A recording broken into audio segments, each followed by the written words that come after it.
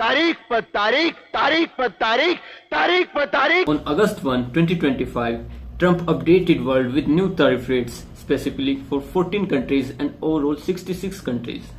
These numbers shook the world economy overnight and kind of started a world trade war. How does this tariff work? It's basically the tax a company from one country needs to pay to sell their goods or export them into another country. For example, if a pen costs $1 in my country and I want to sell it to another country with a tariff rate of 50%, my pen will cost $1.5 to that country consumers. Let's look at the numbers. They are scary.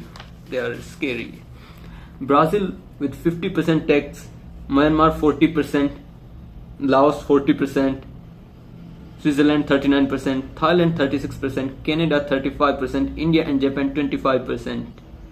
These tariffs will be updated from 7 August. These are highest since 1930. So how did world leaders reacted to these tariff numbers? Fuck you!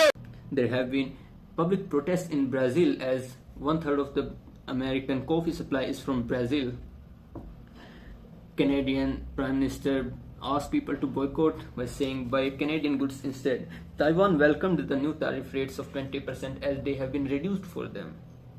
And Japan described it as a national crisis.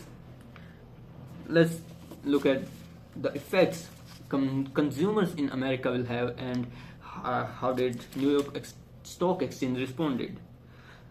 Lifestyle in America will be costly and by $2,700. $25 to $2,700.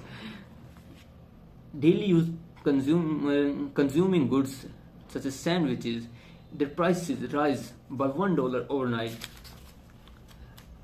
New York Stock Exchange fell sharply the same day by 1.6 to 1.7%. Clothing and shoes in America will be expensive in long run by 18%.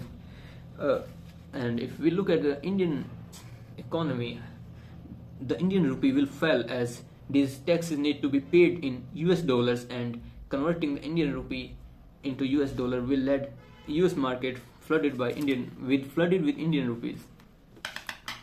Indian Stock Exchange also fell the very same day by 0.9%. Overall, world is not very happy with new tariff rates as they seem politically biased, and are not decided on the basis of economic benefits for all the countries.